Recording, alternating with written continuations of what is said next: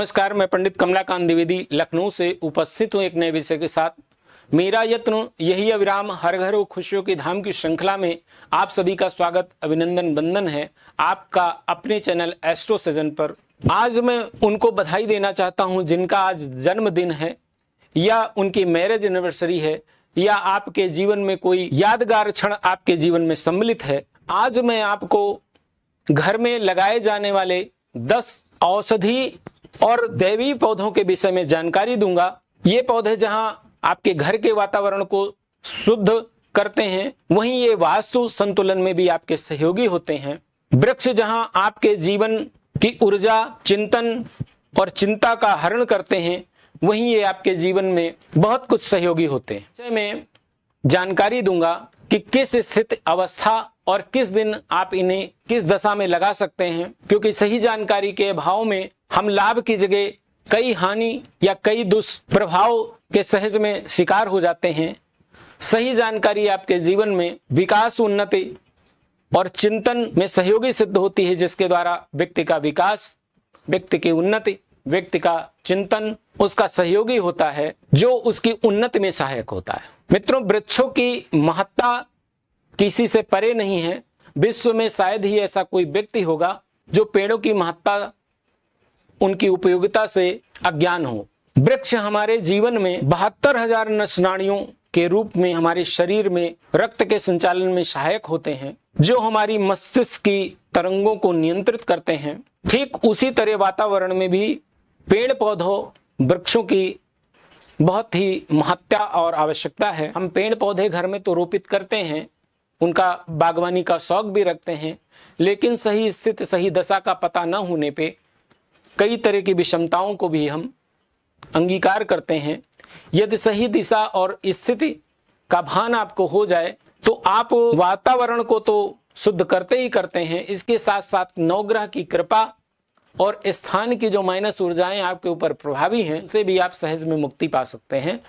मित्रों, जिस तरह शरीर में 72,000 नसनाड़ियां हरे कलर में हमारे शरीर के रक्त को प्रभावित करती हैं और अपने हमारे शरीर का संचालन करती हैं, पेड़ पौधे भी हमारे जीवन के लिए उसी तरह से आवश्यक घटक हैं, जो न सिर्फ वातावरण की शुद्धता में सहयोगी होते हैं, बल्कि ये कई अपने आप में कई दैवीय गुण से भी हमें अनुभूत कराते हैं, जो हमारे जीवन में उन्नति, विकास, शांति और सुकून की जिंदगी में सहयोगी होते हैं। मित्रों, सबसे पहला जो पेड़ है वो तुलसी का है।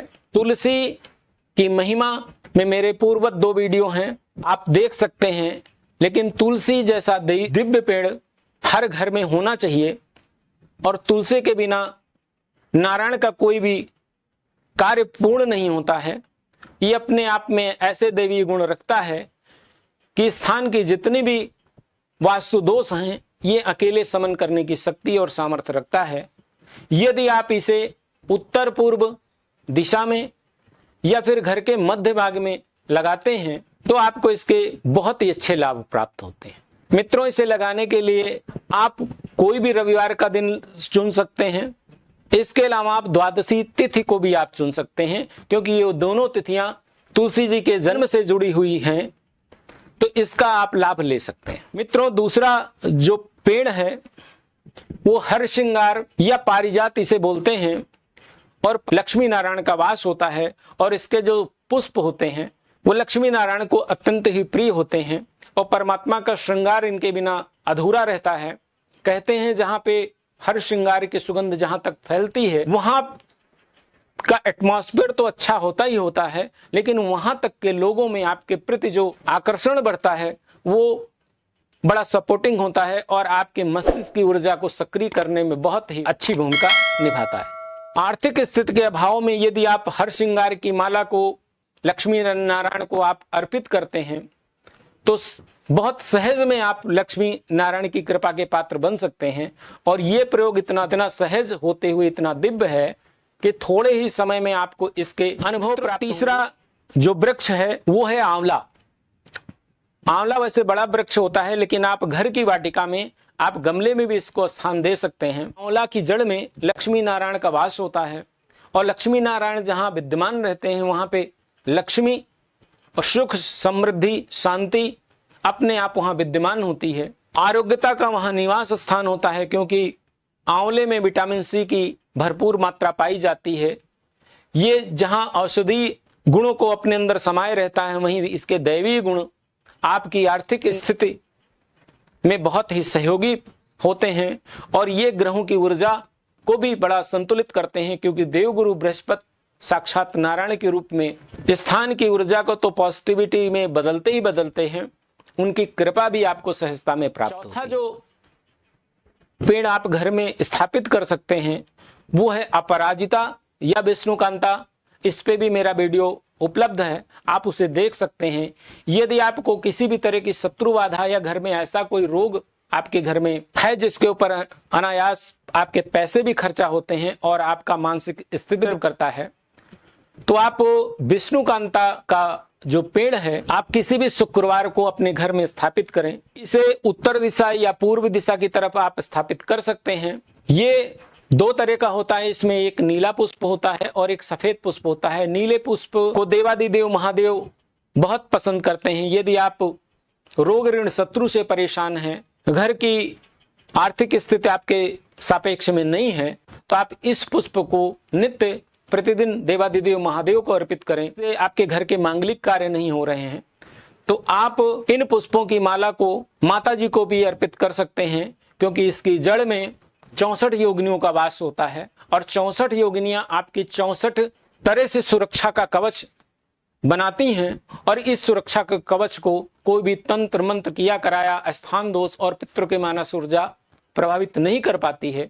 विष्णुकांता का ये दिव्य वृक्ष आप अपने घर की वाटिका में जरूर लगाएं। मित्रों, 5वें पेड़ के विषय में मैं बताऊं इसके पहले मेरा निवेदन है कि यदि आप पहली बार मेरे चैनल पे आए हैं और इस तरह की ज्ञानवर्धक जानकारियां जो वास्तु, आयुर्वेद और सामुद्रिक शास्त्र से संबंधित है, यदि आपको इसमें रुचि है तो आप चैनल को सब्सक्राइब कर सकते हैं। किसी भी जिज्ञासा के लिए आप कमेंट्स का माध्यम ही चुने। ज्योतिषी परामर्श के लिए आपको संपर्क करें। 5वां जो वृक्ष है जिसे घर में अवश्य ही लगाना चाहिए, उसे आप करी पत्ता या मीठी नीम के नाम से जानते हैं। इसमें ऐसे औषधीय गुण हैं जो आपके पैंक्रियाज सिस्टम को, शरीर में बढ़े हुए पित्त को शमन करता है और आपके पैंक्रियाज इंसुलिन की मात्रा और पाचन से संबंधित जो भी क्षमताएं हैं उसमें आपको बचा के रखता है। शरीर में बढ़ी हुई पित्त की स्थिति को ठीक करने में इस के पत्तों की कोई शानी नहीं है और इसकी पत्तों की जो सुगंध होती है उससे जहां वातावरण शुद्ध होता है वहीं आपके जितने भी विषैली जीव जंतु हैं वो अपने आप स्वतः ही इससे दूर रहते हैं। इसे आप कभी भी किसी भी स्थिति में किसी भी दिशा में आप लगा सकते हैं। इसके लिए कोई दिन वार स्थित अवस्था की कोई आवश्यकता नहीं है, लेकिन इसे आप स्थान अपने घर की बगिया में जरूर दें। मित्रों, 6ठा जो पेड़ होता है वो शमी का वृक्ष होता है। शमी में चूंकि शनि का वास होता है और शनि स्थायित्व में आपका सहयोगी होता है, किसी भी शनिवार के दिन आप इस शमी वृक्ष को अपने घर के मुख्य दरवाजे पे, यदि आप घर से बाहर निकलते हैं तो दाहिनी तरफ और यदि आप बाहर से आते हैं तो आपकी बाईं तरफ घर के किसी एक कोने में आप गमले में भी आप रोपित करें तो भी काम चल जाएगा, लेकिन इसे आप अपने घर में स्थान जरूर दें। जो इसके दैवी जो गुण होते हैं ये स्थायित्व, संतुष्टि और आपकी वंश वृद्धि में भी सहायक होते हैं। शनि चूंकि दंडाधिकारी होता है, यदि शनि से संबंधित किसी भी तरह का द्वेष आपके घर में प्रभावी है तो आप शनिवार के दिन आप इसकी जड़ में सरसों तेल का दीपक आप प्रज्वलित करें।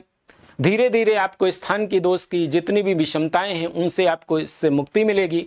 और इसके जो पत्ते हैं और इसका जो पुष्प है देवादिदेव महादेव को अत्यंत ही प्रिय है। यदि आप किसी कामना के निमित्त इसके पुष्प को 42 दिन देव महादेव को अर्पित करते हैं तो असंभव को संभव करने वाला एक छोटा सा प्रयोग भी आप कर सकते हैं। मित्रों, 7वां जो पौधा है वो है आक का, मदार का या सफेद मदार का। इसको लगाना घर में अत्यंत ही शुभ होता है। ये जहां स्थान की ऊर्जा को संतुलित करता है वहीं घर में किए कराया स्थान दोष, पितृ दोष या जादू टोने वाले जो भी प्रभाव हैं उनको अकेले निष्क्रिय करने की शक्ति और सामर्थ्य रखता है। इसे आप भूमि में भी लगा सकते हैं और गमले में भी इसे स्थापित कर सकते हैं। इसका पुष्प देवादिदेव महादेव को अत्यंत प्रिय है। ये जहां होता है वहां की स्थान दोष को अकेले खत्म कर देता है। इसके अलावा आपके घर के चौमुखी विकास में यह सहयोगी होता है, क्योंकि इसके पुष्पों में पंच गणेश का वास होता है और गणेश विघ्नहर्ता, बुद्धि के दाता, नवग्रह मंडल के अध्यक्ष जहां पे कृपा बनाते हैं वहां पे कुछ भी असंभव नहीं रहता है। ये दैवी पौधा यदि 12 वर्ष तक आप अपने घर में रोपित कर लेते हैं तो उसकी जड़ में स्वतः ही श्वेतार्क गणेश की प्राप्ति होती है। और ये इतना दिव्य है कि इसके कृपा का बखान करने में मेरी वाणी और मेरा ज्ञान कम है। यदि ये प्राप्त हो जाती है तो आपको संभव करने वाला बहुत ही चमत्कारिक वृक्ष है। आप इसे अपने घर में जरूर स्थान दें। आप इसे घर के उत्तर या पूर्व दिशा में सोमवार या शुक्रवार सूर्योदय से सूर्यास्त के बीच में आप रोपित करें। यदि आपकी कोई कामना अधूरी है और लाख प्रयास के बाद भी आप उस पर सफल नहीं हो पा रहे हैं तो आप सफेद श्वेतार का पौधा जो आपने घर में लगा रखा है, आप नियत समय गोधूल बेला जो सूर्यास्त के 35 मिनट का जो समय होता है, आप अपनी कामना की पूर्ति हेतु आप देसी घी का एक दीपक इसकी जड़ में आप अर्पित करें और अपनी कामना करें। पंच गणेश की कृपा से नवग्रह संतुलित होंगे।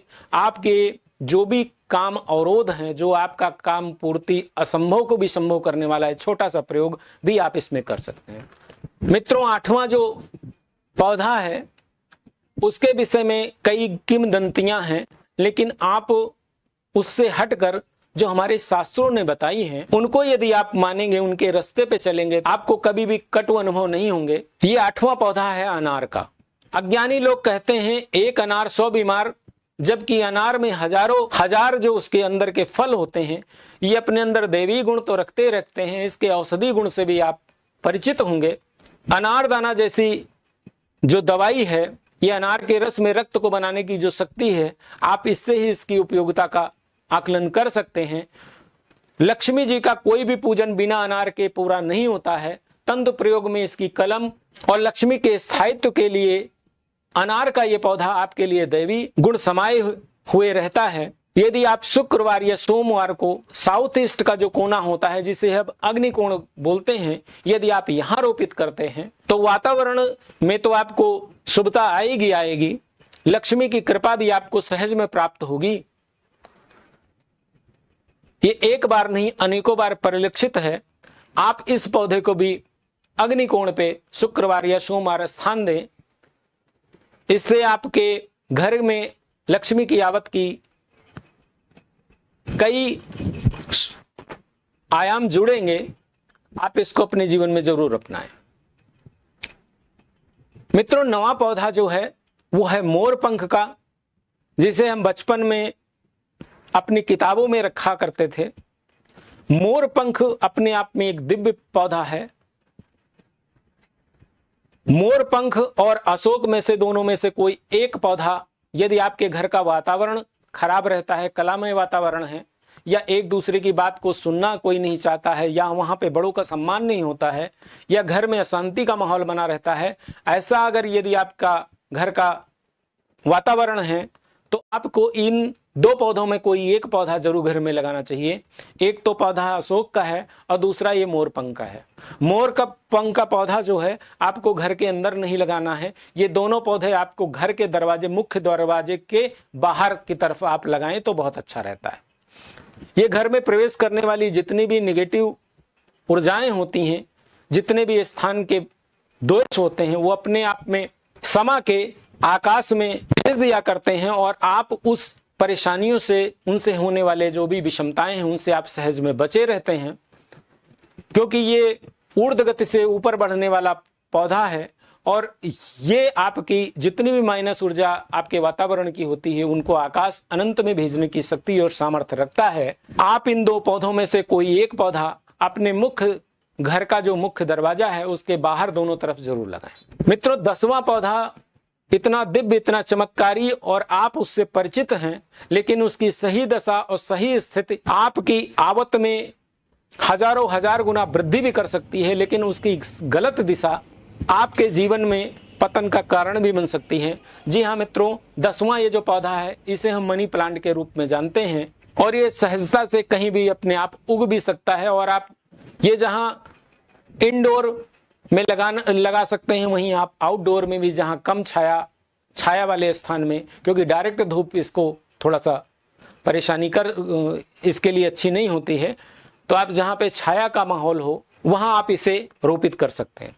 मित्रों, जैसा नाम वैसा काम, ये सहजता से लगने वाला ऊर्ध्वगामी ऐसा पौधा है, लेकिन इसको आप यदि साउथ ईस्ट की दिशा, जिसे हम अग्निकोण बोलते हैं, क्योंकि ये लक्ष्मी का निवास स्थान भी होता है और लक्ष्मी का प्रवेश करने का जो स्थान होता है, यदि आप इस जगह पे इसको रोपते हैं तो एक तो घर के वातावरण को ये ठीक करता है, क्योंकि घर में यदि अग्नि तत्व का संतुलन होता है तो ये घर के वातावरण को में सहयोगी होता है। दूसरा, लक्ष्मी को आकर्षित करने वाला बहुत ही दिव्य चमत्कारी पौधा है। तीसरा, इसे आप जमीन में फैलने न दें, आप किसी सहारे से इसको यदि ऊर्ध्वगामी ऊपर की तरफ जाने के लिए सहारा देते हैं तो आपकी आर्थिक स्थिति में ये 4 चांद लगाने वाला अकेला पौधा है। ये 10 पौधे आपके जीवन में जहां वास्तु की शांति करेंगे, वहीं आपके घर के वातावरण में सुख शांति की एक नई ऊर्जा का संचार करेंगे। यदि आपको ये कार्यक्रम पसंद आता है तो आप इसे अपनों को जरूर शेयर करें, क्योंकि प्रकृति के हम कर्जदार हैं और प्रकृति के बिना हम जीवन की कल्पना भी नहीं कर सकते हैं। यदि हम प्रकृति के साथ रहते हैं तो प्रकृति अपना साथ देने के लिए बाध्य है। इन्हीं शब्दों के साथ आज मैं अपनी वाणी को विराम देता हूं। मिलता हूं फिर किसी अगले कार्यक्रम में। तब तक के लिए आप सभी को बहुत बहुत धन्यवाद। नमस्कार।